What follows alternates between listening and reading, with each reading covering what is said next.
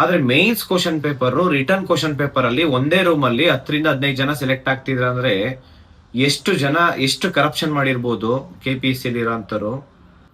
ಇದನ್ನ ನೋಡಿದ್ರೆ ನಿಜವಾಗ್ಲು KPSC ಗೆ ಒಂದೇ ಒಂದು ಸಣ್ಣ ಎಕ್ಸಾಮ್ಸ್ ಕೊಡಬಾರ್ದು.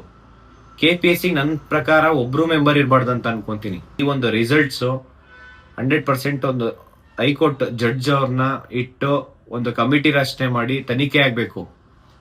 ಇಲ್ಲ ಅಂತ ಅಂದ್ರೆ ಇವರು ಜೆನ್ಯೂನ್ ಕ್ಯಾಂಡಿಡೇಟ್ಸ್ ಒಬ್ರು ಒಳಗಡೆ ಯಾರು ಇಲ್ಲಿ ಶ್ರೀಮಂತರ ಮಕ್ಕಳು ಬಂದು ಓದಲ್ಲ KPSC ನೋಟಿಫಿಕೇಶನ್ ಆಗೋದಕ್ಕೆ. ಅದರಲ್ಲೂ ಹೈಯೆಸ್ಟ್ ಕರ್ನಾಟಕದಲ್ಲಿ ಇರೋದು ಆಸ್ಪಿರೆಂಟ್ಸ್ KPSC ಆಗಂತ ನೋಟಿಫಿಕೇಶನ್ಸ್ ಅಂತ ಸ್ಟೂಡೆಂಟ್ಸ್ ಇವತ್ತು ಫೀಸ್ ಯಾಕೆ ಕಟ್ಟಬೇಕು, ಎಕ್ಸಾಮ್ ಯಾಕೆ ಬರೀಬೇಕು? KPSC ಇಂದ 384 ಪೋಸ್ಟ್ ಮೇನ್ಸ್ ನಿನ್ನೆ ರಿಸಲ್ಟ್ಸ್ ಬಿಟ್ಟಿದ್ದಾರೆ, ಇಂಟರ್ವ್ಯೂ ಲಿಸ್ಟ್ ಅಂತ ಹೇಳ್ಬಿಟ್ಟು. ಆ ಇಂಟರ್ವ್ಯೂ ಲಿಸ್ಟ್ ನೋಡಿದ್ರೆ ಎಷ್ಟು ಕರಪ್ಷನ್ ಆಗಿದೆ ಅಂತ ಹೇಳ್ಬೋದಂದ್ರೆ, ಯಾಕೆ ಅಂತಂದ್ರೆ ಈ ಒಂದು ಸೆಲೆಕ್ಟ್ ಆಗಿರೋ ಕ್ಯಾಂಡಿಡೇಟ್ಸ್ ತುಂಬಾ ಸೀರಿಯಸ್ ಕ್ಯಾಂಡಿಡೇಟ್ಸ್ ಸ್ವಲ್ಪ ಜನ ಹಾಕಿದ್ದಾರೆ. ಅವ್ರನ್ನ ಎಲ್ಲಿ ಫಿಲ್ಟರ್ ಮಾಡ್ತಾರೆ ಅಂತಂದ್ರೆ ನೆಕ್ಸ್ಟ್ ಇಂಟರ್ವ್ಯೂ ಫಿಲ್ಟರ್ ಮಾಡ್ತಾರೆ. ಈ ಒಂದು ಲಿಸ್ಟ್ ಅಲ್ಲಿ ಒಂದೊಂದು ರೂಮಲ್ಲಿ 10, 15 ಜನ, 20 ಜನ ಯಾವ ರೀತಿ ಸೆಲೆಕ್ಟ್ ಆಗಕ್ಕಾಗುತ್ತೆ? ಅವರೆಲ್ಲ ಏನು ಒಂದೇ ಕಂಬೈನ್ ಸ್ಟಡಿ ಮಾಡಿದ್ರು ಸೆಲೆಕ್ಟ್ ಆಗಕ್ಕಾಗಲ್ಲ.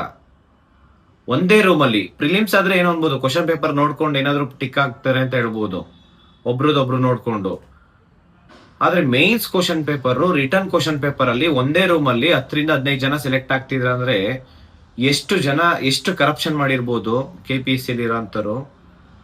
ಮತ್ತೆ ಈ ಒಂದು ಮಿಸ್ಟೇಕ್ಸ್ 1-2 ಮಿಸ್ಟೇಕ್ಸ್ ಇಲ್ಲ, ಇದರಲ್ಲಿ ಕೆಲವೊಬ್ರು ಜೆನ್ಯೂನ್ ಕ್ಯಾಂಡಿಡೇಟ್ಸ್ ಹಾಕಿದ್ದಾರೆ. ಆ ಕ್ಯಾಂಡಿಡೇಟ್ಸ್ ನ ಅವ್ರು ಬೇಕು ಅಂತ ಹಾಕೊಂಡಿರೋದು, ಮತ್ತೆ ಇವ್ರನ್ನ ಇಂಟರ್ವ್ಯೂ ಅಲ್ಲಿ ತೆಗಿತಾರೆ, ಗ್ಯಾರಂಟಿನೇ ಇಲ್ಲ.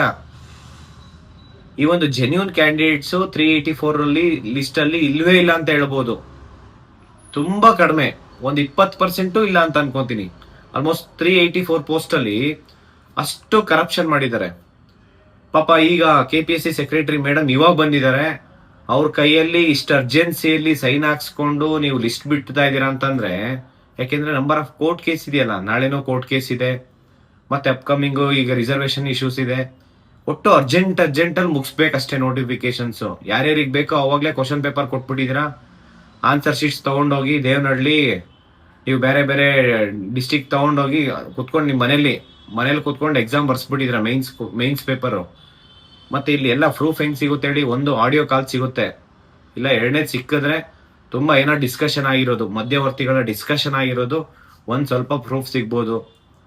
ನೀವು ಪ್ರಿಲಿಮ್ಸ್ ಅಲ್ಲೇ ನೀವು 1-2 ಅದು ಕ್ವಶನ್ ಪೇಪರ್ ಕೊಡ್ದಿರಾ, 1, 2, 3, 4ಗೆ ABCD ಆನ್ಸರ್ ಅಂದ್ರೆ ಆನ್ಸರ್ ಕೊಟ್ಟಿರೋಂಥವ್ರು ನೀವು KPSC ಮೆಂಬರ್ಸ್.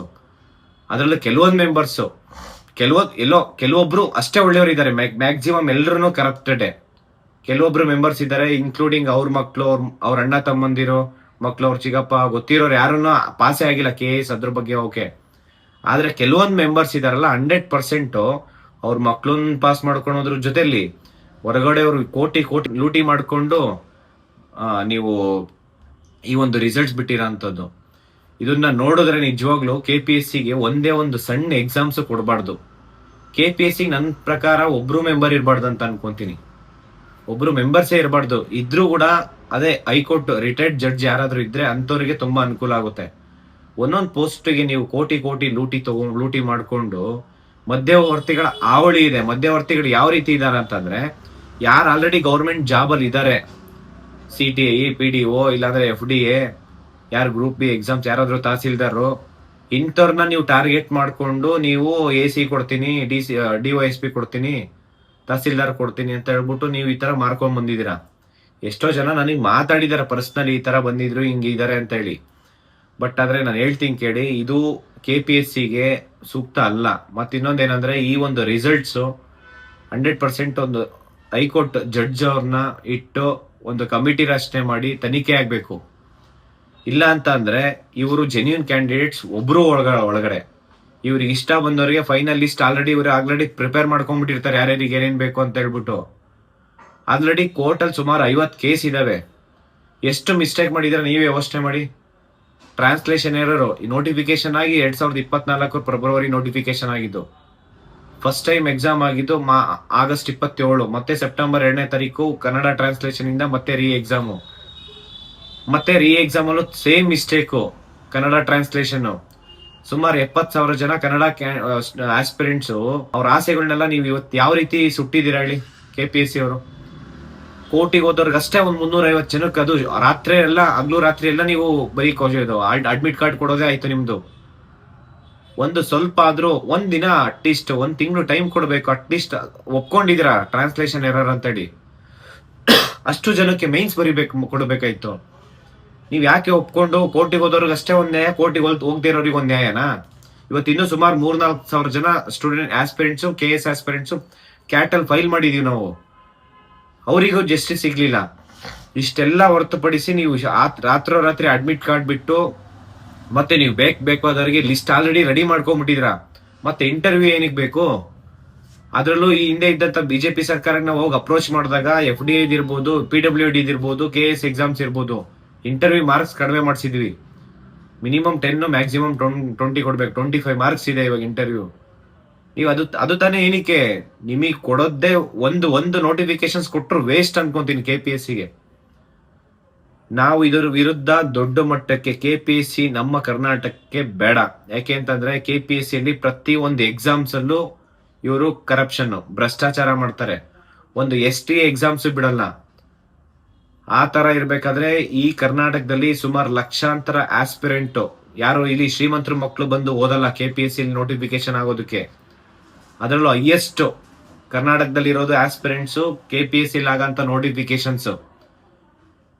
ಅಂತ ಸ್ಟೂಡೆಂಟ್ಸ್ ಇವತ್ತು ಫೀಸ್ ಯಾಕೆ ಕಟ್ಟಬೇಕು, ಎಕ್ಸಾಮ್ ಯಾಕೆ ಬರೀಬೇಕು, ಮತ್ತೆ ಇಷ್ಟೆಲ್ಲ ಟೈಮ್ ಯಾಕೆ, ಇಷ್ಟೆಲ್ಲ ಕೋಚಿಂಗ್ ಯಾಕೆ ತಗೊಬೇಕು, ಇಷ್ಟೆಲ್ಲ ದುಡ್ಡು ಯಾಕೆ ಖರ್ಚು ಮಾಡ್ಬೇಕು?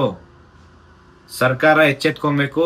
KPSCಗೆ ಏನಾದ್ರು ಒಂದು ನೋಟಿಫಿಕೇಶನ್ಸ್, ಈಗಾಗಂತ ಒಂದು ನೋಟಿಫಿಕೇಶನ್ಸ್ ಕೊಡಬಾರ್ದು.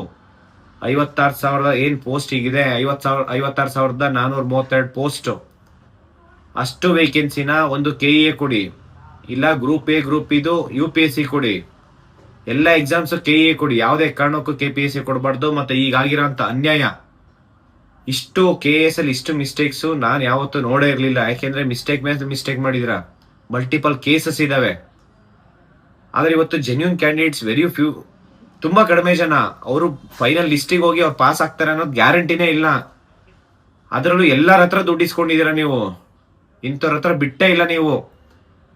PSI ಇರ್ಬೋದು, FDI ಇರ್ಬೇಕು, PDO ಇರ್ಬೋದು, CTI, ಯಾರ್ಯಾರು ಗೌರ್ಮೆಂಟ್ ಕೆಲಸ ಇದ್ದೀರಾ, ಯಾರ್ಯಾರು ಆಲ್ರೆಡಿ MLA ಮಿನಿಸ್ಟರ್ಸ್ ಇರ್ತೀರಾ, ಯಾರು IAS ಮಕ್ಕಳು, IPS ಮಕ್ಕಳು, ಇವತ್ತು ತಹಸೀಲ್ದಾರ್ ಮಕ್ಕಳು, ಅದು ಅಂತವ್ರು ಯಾರ ಹತ್ರ ದುಡ್ಡಿದೆ ಅಂತವ್ರಿಗೆ ಟಾರ್ಗೆಟ್ ಮಾಡಿ ಅಂತವ್ರಿಗೆ ಇವತ್ತು ನೀವು ಜಾಬ್ ಕೊಡೋ ಅಂತ ಕೆಲಸ ಮಾಡ್ತಾ ಇದ್ದೀರಾ. ಇದು ಆಗ್ಬಾರ್ದು. ಇಲ್ಲಿ ಪ್ರಾಮಾಣಿಕವಾಗಿ ಕಷ್ಟಪಟ್ಟು ಹಗಲು ರಾತ್ರಿ ಕಷ್ಟಪಟ್ಟು ಓದ್ತಾ ಇರೋಂಥದ್ದು ಏನಕ್ಕೆ? KPSCಗೆ ಏನು ಭ್ರಷ್ಟಾಚಾರ ಮಾಡೋದಕ್ಕೆ ಏನಾದ್ರು ಅದು KPSC ಬೋರ್ಡ್ ಅನ್ನೋದಿದ್ಯಾ?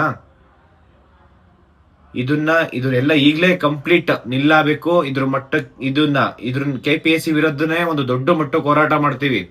ಯಾವುದೇ ಕಾರಣಕ್ಕೂ ಬಿಡಲ್ಲ. KPSCಯಲ್ಲಿ ಆಲ್ರೆಡಿ ಒಂದ್ಸತಿ ಅಸೆಂಬ್ಲಿಯಲ್ಲಿ ಬರೀ ಚರ್ಚೆ ಆಗಿತ್ತು 2 ದಿನ. ಈ ಸತಿ ಹೋರಾಟ ಹೆಂಗೆ ಅಂತಂದ್ರೆ KPSC ರಿಫಾರ್ಮ್ಸ್, KPSC ಒಬ್ರು ಮೆಂಬರ್ಸ್ ಇರಬಾರ್ದು. KPSCಯಲ್ಲಿ ಏನ್ ಅಧಿಕಾರಿ ಅಪಾಯಿಂಟ್ ಆಗ್ತಾರೆ, ಒಂದು FDA ಇರ್ಬೋದು, STA, ಅವ್ನು ರಿಟೈರ್ಡ್ ಆಗೋ ತನಕ ಅಲ್ಲೇ ಇರ್ತಾರೆ. ಫಸ್ಟ್ ಅವನ್ ಸಿಸ್ಟಮ್ ಚೇಂಜ್ ಆಗಬೇಕು. KPSC ಒಂದು ರೆಕ್ರೂಟ್ಮೆಂಟ್ ಮಾಡಿ ಅಂತಂದ್ರೆ ಅದ್ರಲ್ಲೇ ಸಿಬ್ಬಂದಿ ಇಲ್ಲ. ಒಂದೊಂದು ಎಕ್ಸಾಮ್ಸ್, ಒಂದೊಂದು ರಿಸಲ್ಟ್ಸ್ ಬಿಡೋದಕ್ಕೆ 3 ವರ್ಷ 5 ವರ್ಷ ತಗೊಂತಾರೆ. ಇದನ್ನೆಲ್ಲ ಖಂಡಿಸಿ ಒಂದು ಬೃಹತ್ ಮಟ್ಟಕ್ಕೆ ಹೋರಾಟ ಮಾಡೇ ಮಾಡ್ತೀವಿ. ಯಾವುದೇ ಕಾರಣಕ್ಕೂ KPSCನ ಭ್ರಷ್ಟಾಚಾರ ಮಾಡೋದಕ್ಕೆ ಬಿಡಲ್ಲ. ಈ ಒಂದು 384 KS ನೋಟಿಫಿಕೇಶನ್ ಯಾರು ಜೆನ್ಯೂನ್ ಆಗಿ ಪ್ರಾಮಾಣಿಕವಾಗಿ ಕಷ್ಟಪಟ್ಟು ಓದ್ತಾರೆ ಅವರಿಗಷ್ಟೇ ಸಿಗ್ಬೇಕು ಅನ್ನೋದು ನಮ್ಮ ಆಗ್ರಹ. ನಾವಿದನ್ನ ರಿಟೈರ್ಡ್ ಜಡ್ಜ್ ಇಲ್ಲ, ಈಗ ಆಲ್ರೆಡಿ ಹೈಕೋರ್ಟ್ ಜಡ್ಜ್ ಅವ್ರನ್ನ ಇಟ್ಟಾದ್ರೂ ಒಂದು ಕಮಿಟಿ ರಚನೆ ಮಾಡಿ ಒಂದು ತನಿಖೆ ಆಗ್ಬೇಕು. ಎಲ್ಲೆಲ್ಲಿ ಕ್ವಶನ್ ಪೇಪರ್ ಕೊಟ್ಟಿದ್ದಾರೆ, ಎಲ್ಲೆಲ್ಲಿ ಲೀಕ್ ಆಗಿದೆ, ಮತ್ತೆ ಯಾರ್ಯಾರು ಕರಪ್ಟ್ ಮಾಡಿದ್ದಾರೆ ಅಂತ ಹೇಳ್ಬಿಟ್ಟು. ಮತ್ತೆ ಇದು ಆಗ್ಲಿಲ್ವಾ, ನಿಮ್ ಕೈಯಲ್ಲಿ ಸ್ಟೇಟ್ ಅಲ್ಲಿ ನೀವು ಕೊಡಕ್ಕಾಗ್ಲಿಲ್ವಾ ಅಂತಂದ್ರೆ CBI ಕೊಡಿ. ಇದು ಆಗ್ಬೇಕು. ಇದು ಎಲ್ಲ ವಿದ್ಯಾರ್ಥಿಗಳ, ಪ್ರತಿಯೊಂದು ವಿದ್ಯಾರ್ಥಿ ಆಸ್ಪಿರೆಂಟ್ಸ್ ಇಲ್ಲೇನ್ ಕರ್ನಾಟಕದಲ್ಲಿ ಇರೋದೆ ಪ್ರತಿಯೊಂದು ಆಸ್ಪಿರೆಂಟ್ಸ್ ಧ್ವನಿ ಆಗಿದೆ ಇವತ್ತು.